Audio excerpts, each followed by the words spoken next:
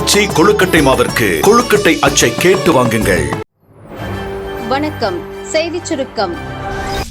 France அதிபர் மேக்ரானுடன் பிரதமர் மோடி பேச்சு. உக்ரைன் போர் குறித்து ஆலோசனை. பிரான்ஸ் அதிபர் இமானுவேல் மேக்ரானுடன் பிரதமர் மோடி நேற்று தொலைபேசியில் பேசினார். உக்ரைன் விவகாரம், மேற்கு ஆசியாவில் நிலவும் சூழல் குறித்து இரு தலைவர்களும் விவாதித்தனர். மேக்ரானுடன் பேசியது குறித்து பிரதமர் மோடி அறிக்கை வெளியிட்டுள்ளார். என் நண்பர் அதிபர் மேக்ரானுடன் மிகச்சிறந்த உரையாடலை நடத்தினேன். உக்ரைன் மற்றும் மேற்கு ஆசியாவில் நடக்கும் மோதல்களை அமைதியான முறையில் தீர்ப்பதற்கான முயற்சிகள் குறித்து கருத்துக்களை பரிமாறிக்கொண்டோம். இந்தியா பிரான்ஸ் இடையிலான கூட்டாண்மையை மேலும் வலுப்படுத்துவதற்கான எங்கள் நிலைப்பாட்டை மீண்டும் உறுதிப்படுத்தினோம் என தெரிவித்துள்ளார். அதேபோல் இமானுவேல் மேக்ரான் வெளியிட்டுள்ள அறிக்கையில் கூறியிருப்பதாவது: பிரதமர் நரேந்திர மோடியுடன் பேசினேன். உக்ரைன் மற்றும் ஐரோப்பாவின் பாதுகாப்பிற்கான வலுவான உத்தரவாதங்களுடன் நீடித்த அமைதியை நோக்கி நகர்வதற்காக உக்ரைன் போர் குறித்த நிலைப்பாடுகளை பகிர்ந்து கொண்டோம். வர்த்தக பிரச்சினைகளில் அனைத்து துறைகளிலும் எங்கள் பொருளாதார பரிமாற்றங்களையும் கூட்டாண்மையையும் வலுப்படுத்த ஒப்புக்கொண்டோம். இதுவே எங்கள் இறையாண்மை மற்றும் சுதந்திரத்திற்கான திறவுகோல். கடந்த பிப்ரவரியில் பாரிஸ் நகரில் நடந்த ஏஐ செயல் உச்சி மாநாட்டை தொடர்ந்து 2026 டில்லியில் நடக்கவுள்ள அதன் உச்சி மாநாட்டின் வெற்றியை நோக்கி நாங்கள் பணியாற்றி வருகிறோம். பிரான்ஸ் தலைமையில் நடக்கவுள்ள G7 உச்சி மாநாட்டிற்கும் 2026 இந்தியா தலைமையில் நடக்கவுள்ள பிரிக்ஸ் உச்சி மாநாட்டிற்குமான ஏற்பாடுகளில் இணைந்து பணியாற்ற உறுதியேற்றோம் என கூறியுள்ளார். பாஜ பூத் கமிட்டி மாநாடு. அமித்ஷா இன்று நெல்லை வருகை. திருநெல்வேலியில் இன்று பாஜ பூத் கமிட்டி பொறுப்பாளர்கள் மாநாடு நடக்கிறது. இதில் மத்திய உள்துறை அமைச்சர் அமித்ஷா பங்கேற்கிறார். கொச்சியில் நடக்கும் நிகழ்ச்சியை முடித்துவிட்டு மதியம் 2:50 மணியளவில் தூத்துக்குடி விமான நிலையம் வருகிறார். அங்கிருந்து தனி ஹெலிகாப்டர் மூலம் பாளையங்கோட்டை ஆயுதப்படை மைதானத்திற்கு வந்திறங்குகிறார். பின்னர் பெருமாள்புரம் என்ஜிஓ காலனியில் உள்ள தமிழக பாஜ தலைவர் நைனா நாகேந்திரன் வீட்டுக்கு காரில் செல்கிறார். அங்கு நடக்கும் தேநீர் விருந்தில் பங்கேற்றுவிட்டு மீண்டும் கார் மூலம் விழாமேடைக்கு 3:20 மணிக்கு செல்கிறார். பாஜ ஆட்சியில் தமிழக மக்களுக்கு கொண்டுவரப்பட்ட திட்டங்கள் குறித்தும் அதனால் மக்கள் அடைந்துள்ள பயன்கள் பற்றியும் விரிவாக பேசவுள்ளார். கூட்டணி கட்சியுடன் இணைந்து தேர்தலில் வெற்றி பெற மேற்கொள்ள வேண்டிய பணிகள், அதிக இடங்களில் அதிக வாக்கு வித்தியாசத்தில் வெற்றி பெறுவது எப்படி, சட்டசபை தேர்தல் வியூகம் ஆகியவை குறித்து நிர்வாகிகளுடன் முக்கிய ஆலோசனை நடத்தவுள்ளார். இந்த மாநாட்டில் பாஜ மாநில தலைவர் நைனா நாகேந்திரன், முன்னாள் தலைவர்கள் தமிழிசை, அண்ணாமலை, பொன் ராதாகிருஷ்ணன், எச் ராஜா உள்பட பல்வேறு முக்கிய நிர்வாகிகள் பங்கேற்க உள்ளனர். அமித்ஷா வருகையையொட்டி பலத்த பாதுகாப்பு ஏற்பாடுகள் செய்யப்பட்டுள்ளன. பழனிசாமிக்கு எதிரான வழக்கு விசாரணைக்கான தடை வாபஸ். 2022 நடந்த அதிமுக பொதுக்குழு கூட்டத்தில் அக்கட்சியின் பொதுச் செயலராக பழனிசாமி அறிவிக்கப்பட்டார். இதை எதிர்த்தும் பொதுக்குழு தீர்மானங்களை ரத்து செய்ய கோரியும் திண்டுக்கல்லை சேர்ந்த சூரியமூர்த்தி சென்னை சிட்டி சிவில் கோர்ட்டில் வழக்கு தொடர்ந்தார். இந்த வழக்கை நிராகரிக்க கோரி பழனிசாமி தாக்கல் செய்த மனுவை விசாரித்த சென்னை 4வது உதவி சிட்டி சிவில் கோர்ட் சென்ற மாதம் தள்ளுபடி செய்தது. இந்த உத்தரவை எதிர்த்து சென்னை ஐகோர்ட்டில் பழனிசாமி சார்பில் மனு செய்யப்பட்டது. மனுவை விசாரித்த நீதிபதி பாலாஜி சிவில் கோர்ட் உத்தரவுக்கு தடை விதித்ததுடன் சூரியமூர்த்தி தாக்கல் செய்த வழக்கின் விசாரணைக்கும் இடைக்கால தடை விதித்து உத்தரவிட்டார். இந்த சூழலில் சூரியமூர்த்தி தரப்பில் கேவியட் மனு தாக்கல் செய்யப்பட்டது குறித்து கோர்ட்டின் கவனத்துக்கு கொண்டுவரப்பட்டது. வழக்கு நீதிபதி பாலாஜி முன் நேற்று விசாரணைக்கு வந்தது. அப்போது சூரியமூர்த்தி தரப்பில் கேவியட் மனு தாக்கல் செய்துள்ளதை மறைத்து தடை உத்தரவு பெறப்பட்டுள்ளது. கோர்ட்டை தவறாக பயன்படுத்தி உள்ளனர் என வாதிடப்பட்டது. சூரியமூர்த்தி கட்சி உறுப்பினர் அல்ல, இந்த வழக்கை தாக்கல் செய்ய அவருக்கு உரிமையில்லை என பழனிசாமி தரப்பில் வாதிட்டனர். தொடர்ந்து நீதிபதி பழனிசாமிக்கு எதிராக உரிமையியல் கோர்ட்டில் சூரியமூர்த்தி தாக்கல் செய்த வழக்கின் விசாரணைக்கும் வழக்கை நிராகரிக்க மறுத்த உத்தரவுக்கும் விதித்த இடைக்கால தடை உத்தரவை திரும்பப் பெற்றார். வழக்கின் விசாரணை வரும் 25ஆம் தேதிக்கு ஒத்திவைத்து உத்தரவிட்டார். ஜிஎஸ்டியில் இனி 2 அடுக்குகள், மாநில அரசுகள் ஆதரவு. டெல்லியில் கடந்த 15ஆம் தேதியன்று 79வது சுதந்திர தின விழாவில் உரையாற்றிய பிரதமர் மோடி நாட்டு மக்களுக்கு இந்த ஆண்டு தீபாவளி பரிசு காத்திருப்பதாக தெரிவித்திருந்தார். ஜிஎஸ்டி வரி விகிதங்களை குறைக்கும் வகையில் அறிவிப்பு வெளியாகும் என்பதை அவர் கூறியதாக தகவல்கள் தெரிவித்தன. இதையடுத்து நிதியமைச்சர் நிர்மலா சீதாராமன் தலைமையில் சமீபத்தில் மாநில நிதியமைச்சர்கள் கூட்டம் 2 நாட்கள் நடந்தது. அதில் ஜிஎஸ்டி வரி விகிதங்களை 4 அடுக்குகளில் இருந்து 2 அடுக்குகளாக குறைக்கும் திட்டம் முன்மொழியப்பட்டது. ஜிஎஸ்டி வரி விகிதங்களில் மேற்கொள்ளப்படும் இந்த சீர்திருத்தங்களால் ஏழைகள், விவசாயிகள், நடுத்தர மக்கள் மற்றும் சிறு குறு மற்றும் நடுத்தர தொழில் முனைவோருக்கு பெருமளவில் வரிச்சுமை குறையும் என நிர்மலா சீதாராமன் கூறினார். இந்நிலையில் ஜிஎஸ்டி வரி விகிதங்களை குறைக்கும் மத்திய அரசின் நடவடிக்கைக்கு மாநில நிதியமைச்சர்கள் குழு ஆதரவு தெரிவித்துள்ளது. பீகார் துணை முதல்வர் சாம்ராஜ் சௌத்ரி தலைமையில் உத்தரப்பிரதேச நிதியமைச்சர் சுரேஷ்குமார் கண்ணா, ராஜஸ்தான் சுகாதாரத்துறை அமைச்சர் கஜேந்திர சிங், மேற்கு வங்க நிதியமைச்சர் சந்திரிமா பட்டாச்சாரியா, கர்நாடக வருவாய்த்துறை அமைச்சர் கிருஷ்ண பைரே கவுடா மற்றும் கேரள நிதியமைச்சர் பாலகோபால் ஆகியோர் கூடி ஆலோசித்தனர். அப்போது ஜிஎஸ்டி வரி குறைப்பு தொடர்பாக மத்திய அரசு முன்மொழிந்த திட்டங்களுக்கு ஆதரவு தர முடிவு எடுக்கப்பட்டது. ஜிஎஸ்டி வரி அடுக்குகளை குறைக்கும் மத்திய அரசின் புதிய திட்டத்தின்படி இனி 5% மற்றும் 18% அடுக்குகள் மட்டுமே இருக்கும்.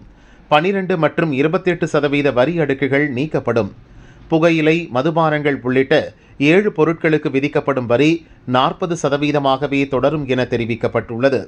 ஜிஎஸ்டி வரி விகிதங்களை குறைப்பதற்கான புதிய திட்டத்தின்படி தற்போது 12% வரி விகிதத்தில் இருக்கும் 99% பொருட்கள் 5% வரி விகிதத்திற்கு மாற்றப்படும் என தெரிகிறது. அதேபோல் தற்போது 28% வரி விகிதத்தில் இருக்கும் 90% பொருட்கள் இனி 18% வரி விகிதத்திற்கு மாற்றப்படும். இந்த வரி குறைப்பால் நுகர்வு 1.93 லட்சம் கோடி ரூபாய் அளவுக்கு அதிகரித்து உற்பத்தித்துறை வளர்ச்சிக்கு வித்திடும் என எதிர்பார்க்கப்படுகிறது. தனிநபர்களின் ஆயுள் மற்றும் மருத்துவ காப்பீடுகளுக்கு ஜிஎஸ்டி வரியில் இருந்து விலக்கு அளிக்க மத்திய அரசு முடிவெடுத்திருப்பதாக கூறப்படுகிறது. இதனால் ஆண்டுக்கு 9,700 கோடி ரூபாய் அளவுக்கு வருவாய் இழப்பு ஏற்படும் என கூறப்படுகிறது. எனினும் மத்திய அரசின் இந்த நடவடிக்கைக்கு மாநில அமைச்சர்கள் குழு வரவேற்பு தெரிவித்துள்ளது. மேலும் இந்த வரி விலக்கு காப்பீடுதாரர்கள் பயனடையும் வகையில் இருப்பதை உறுதி செய்யுமாறு குழு வலியுறுத்தியுள்ளது. மாநில நிதியமைச்சர்களின் ஒப்புதலை தொடர்ந்து ஜிஎஸ்டி கவுன்சிலின் அடுத்த கூட்டத்தில் வரி விகிதங்கள் குறித்து இறுதி முடிவெடுக்கப்படும். குறிப்பாக ஜிஎஸ்டி வரி அடுக்குகள் மாற்றத்தால் மாநில அரசுகளுக்கு ஏற்படும் வருவாய் இழப்பை ஈடு செய்வது குறித்தும் விரிவாக விவாதிக்கப்படும் என தெரிகிறது. ககன்யான் திட்டத்தை டிசம்பரில் செயல்படுத்த தயார், இஸ்ரோ தலைவர் உறுதி. இந்திய வானியல் ஆராய்ச்சியில் மிக முக்கிய பங்களிப்பாக மனிதர்களை விண்வெளிக்கு அனுப்பும் ககன்யான் திட்டம் கருதப்படுகிறது. இதற்காக விண்வெளி வீரர்கள் தேர்வு செய்யப்பட்டு பயிற்சி அளிக்கப்படுகிறது. அவர்களில் ஒருவரான நம் விமானப்படையின் குரூப் கேப்டன் சுபான்ஷு சுக்லா சமீபத்தில் அமெரிக்காவில் இருந்து சர்வதேச விண்வெளி நிலையத்துக்கு சென்று திரும்பினார். இந்நிலையில் தன் விண்வெளி அனுபவம் குறித்து டெல்லியில் நேற்று சுக்லா பேட்டியளித்தார். அவருடன் இஸ்ரோ தலைவர் நாராயணன் மற்றும் ககன்யான் திட்டத்தில் சுக்லாவுடன் விண்வெளிக்கு செல்லும் இந்திய வீரரான குரூப் கேப்டன் பாலகிருஷ்ண நாயர் உள்ளிட்டோரும் உடன் இருந்தனர். அப்போது இஸ்ரோ தலைவர் நாராயணன் கூறுகையில், இந்தியா தன் முதல் முயற்சியான விண்வெளிக்கு மனிதர்களை அனுப்பும் ககன்யான் திட்டத்தை வரும் டிசம்பரில் செயல்படுத்த தயாராக இருக்கிறது. நம் நாட்டின் சார்பாக விண்வெளியில் தேசிய விண்வெளி நிலையத்தை நிறுவுவது, வரும் 2040க்குள் சந்திரனில் தரையிறங்குவது உள்ளிட்ட தொலைநோக்கு திட்டங்களுக்கு இது அடிப்படையாக அமையும் என்றார். இதற்கிடையே ககன்யான் திட்டம் வாயிலாக வரும் டிசம்பரில் விண்வெளிக்கு செல்லும் சுக்லா உட்பட 4 இந்திய விண்வெளி வீரர்களுக்கு அக்டோபரில் பயிற்சி துவங்குகிறது. திமுகவிடம் பணம் வாங்கிய கட்சிகள் லிஸ்டுடன் உடைத்தார் முத்தரசன். 2019 லோக்சபா தேர்தல் பணிகளுக்காக இந்திய கம்யூனிஸ்ட், கொங்குநாடு மக்கள் தேசிய கட்சிகளுக்கு தலா 15 கோடி, மார்க்சிஸ்ட் கம்யூனிஸ்ட் கட்சிக்கு 10 கோடி ரூபாய் வழங்கியதாக தேர்தல் கமிஷனில் திமுக தெரிவித்தது. அப்போது இது தமிழக அரசியலில் பெரும் பரபரப்பை ஏற்படுத்தியது. எளிமை, நேர்மைக்கு பெயர் பெற்ற கம்யூனிஸ்ட் கட்சிகள் தேர்தல் செலவுக்கு 25 கோடி வாங்கியது கம்யூனிஸ்ட் தொண்டர்களையே அதிர்ச்சியடைய வைத்தது. திமுகவிடம் பணம் வாங்கியது குறித்து இன்று வரை கம்யூனிஸ்ட் கட்சிகள் சார்பில் விளக்கம் சொல்லிக் கொண்டிருக்கின்றனர். இந்த சூழலில் தமிழகம் முழுதும் பிரச்சார சுற்றுப்பயணம் சென்று கொண்டிருக்கும் அதிமுக பொதுச் செயலர் பழனிசாமி, உண்டியல் குலுக்கி வசூலித்து கட்சி நடத்திய கம்யூனிஸ்டுகள் இன்று அறிவாலயத்தில் பணம் பெற்று கட்சி நடத்துகின்றனர் என கடுமையாக விமர்சித்தார்.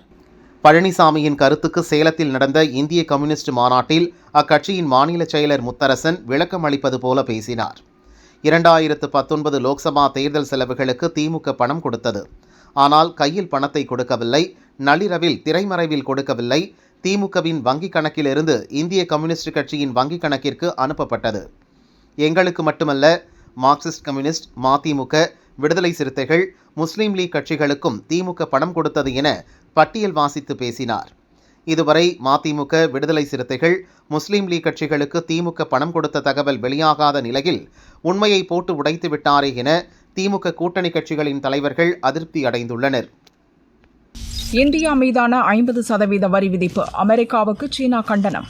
சீனா, இந்தியா, ஆசியாவின் இரட்டை என்ஜின்கள். இந்தியாவுக்கான சீன தூதர் ஜோஃபி ஹோங் கூறும்போது, ஷாங்காய் ஒத்துழைப்பு அமைப்பு மாநாட்டில் கலந்து கொள்ள பிரதமர் மோடி சீனாவுக்கு வருவது இரு நாடுகள் இடையேயான உறவுக்கு உத்வேகம் அளிக்கும் என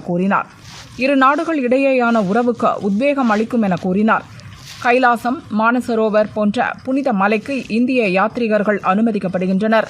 அதேபோல் இந்தியாவும் சீனர்களுக்கு மீண்டும் சுற்றுலா விசா வழங்க தொடங்கி இருக்கிறது. நேரடி விமான போக்குவரத்தை மீண்டும் தொடங்குவது பற்றியும் பேச்சு நடக்கிறது. இன்று உலகம் ஒரு கொந்தளிப்பான காலகட்டத்தை அனுபவித்து வருகிறது. 2ஆம் உலகப் போருக்கு பின் சர்வதேச ஒழுங்கு மிகவும் ஆழமான பரிணாம வளர்ச்சியை அடைந்து வருகிறது. இச்சூழலில் சீனா இந்திய உறவின் முக்கியத்துவம் வளர்ந்து வருவது தெளிவாகிறது. சீனா இந்திய ஒத்துழைப்பு இரு நாடுகளுக்கும் பயனளிக்கிறது. இரண்டும் வளர்ந்து வரும் முக்கியமான அண்டை நாடுகள். இரு நாடுகளும் புத்துணர்வு அடையும் முக்கியமான காலகட்டத்தில் உள்ளன. இவ்வளவு பெரிய இரு அண்டை நாடுகளும் ஒற்றுமை மற்றும் ஒத்துழைப்பின் மூலம் மட்டுமே பொதுவான வளர்ச்சியை அடைய முடியும். சீனா, இந்தியா இடையிலான நட்புறவு ஆசியாவுக்கு நன்மை பயக்கும். ஆசியா பொருளாதார வளர்ச்சியின் டபுள் என்ஜின்களே நாங்கள்தான். சீனா, இந்தியா ஒற்றுமையால் உலகிற்கு பெருமளவு நன்மை ஏற்படும். இரு நாடுகளும் மூலோபாய பரஸ்பர நம்பிக்கையை மேம்படுத்த வேண்டும். சந்தேகத்தை புறந்தள்ள வேண்டும். இந்த இரு நாடுகளும் பங்காளிகள், போட்டியாளர்கள் அல்ல. நமக்குள் இருக்கும் வேறுபாடுகளை பேச்சுவார்த்தை மூலம் சரி செய்து கொள்ள வேண்டும். இந்தியாவுடன் இணைந்து பணியாற்ற நாங்கள் தயாராக உள்ளோம். இந்தியாவின் அனைத்து பொருட்களையும் சீனாவின் சந்தைக்கு வரவேற்கிறோம். சுதந்திர வர்த்தகத்தால் அமெரிக்கா நீண்ட காலமாக பயனடைந்துள்ளது. ஆனால் இப்போது வரிகளை பேரம் பேசும் கருவிகளாக மாற்றி இருக்கிறது. இந்திய பொருட்கள் மீது அமெரிக்கா 50% வரி விதித்துள்ளது. இன்னும் அதிகம் விதிப்போம் என்று மிரட்டுகிறது. சீனா இதை கடுமையாக எதிர்க்கிறது. அமைதியாக இருந்தால் அது கொடுமைக்காரர்களுக்கு இன்னும் தைரியத்தை தான் தரும். இந்த விவகாரத்தில் சீனா இந்தியா பக்கம் உறுதியாக நிற்கிறது என்று இந்தியாவுக்கான சீன தூதர் சோஃபி ஹோங் கூறினார். 3 சாக்கு மூட்டையில் தந்தை, சித்தி பிஸ் பிஸாக ஏரியில் வீசிய மகன். சேலம் இளம்பிள்ளை அடுத்த கொனேரிப்பட்டியை சேர்ந்தவர் பழனிசாமி, வயது 47. இவரது முதல் மனைவி ஜெயந்தி, 23 வயதில் ஆகாஷ் என்ற மகன் உள்ளார். 2வது மனைவி ஜெயலட்சுமி, இவருக்கு கனகவள்ளி என்ற மகள் உள்ளார். தனது அம்மாவுக்கு துரோகம் செய்த பழனிசாமி மீது ஆகாஷ் ஆத்திரத்தில் இருந்தார். சித்தி ஜெயலட்சுமி மீதும் வெறுப்பு இருந்துள்ளது. இதனால் அடிக்கடி குடும்ப தகராறு ஏற்பட்டு வந்ததாக கூறப்படுகிறது. இந்த நிலையில் 16ஆம் தேதி இரவு முதல் பழனிசாமி ஜெயலட்சுமியை காணவில்லை. தனது தந்தை, சித்தியை காணவில்லை என ஆகாஷ் உறவினர்களிடம் கூறினார். அவர்கள் பல்வேறு இடங்களில் தேடியும் இருவரும் கிடைக்கவில்லை. அப்போது ஆகாஷ் நடத்தை வினோதமாக இருந்துள்ளது. இதையடுத்து உறவினர்கள் சந்தேக பார்வை அவரை நோக்கி திரும்பியது. ஆகாஷை மிரட்டி விசாரித்தனர். தந்தை, சித்தியை நான் தான் கொன்றேன் என ஒப்புக்கொண்டார். இருவர் மீதும் இருந்த ஆத்திரத்தில் கொலை செய்தேன் என்றார். 16ஆம் தேதி இரவு தந்தை பழனிசாமி, சித்தி ஜெயலட்சுமியை கத்தியால் குத்தி கொன்றேன். சடலங்களை துண்டு துண்டாக வெட்டி மறைக்க திட்டம் போட்டேன். இருவரது கை, கால், தலை என தனித்தனியாக வெட்டினேன். 3 சாக்கு மூட்டைகளில் கட்டி ஏகாபுரம் ஏரியில் 1 மூட்டையும், மகுடஞ்சாவடி அருகே உள்ள தாழியூர் வறண்ட ஏரியில் 2 மூட்டைகளையும் வீசினேன். மறுநாள் எதுவும் தெரியாதது போல வீட்டிற்கு சென்று பதுங்கினேன். அதன் பின் இருவரையும் காணவில்லை என கூறி நாடகமாடினேன் என ஆகாஷ் வாக்குமூலம் கொடுத்துள்ளார். ஆகாஷ் சொன்னதை கேட்டு அதிர்ச்சியில் உறைந்து போன உறவினர்கள் மகுடஞ்சாவடி போலீசுக்கு தகவல் தெரிவித்தனர். ஆகாஷை கைது செய்து போலீசார் சடலங்களை வீசி சென்ற பகுதிக்கு அழைத்து சென்றனர். 2 சடலங்களையும் மீட்டு சேலம் அரசு ஹாஸ்பிட்டலுக்கு அனுப்பி வைத்தனர். இரட்டை கொலை சம்பவம் குறித்து ஆகாஷிடம் விசாரணை நடக்கிறது.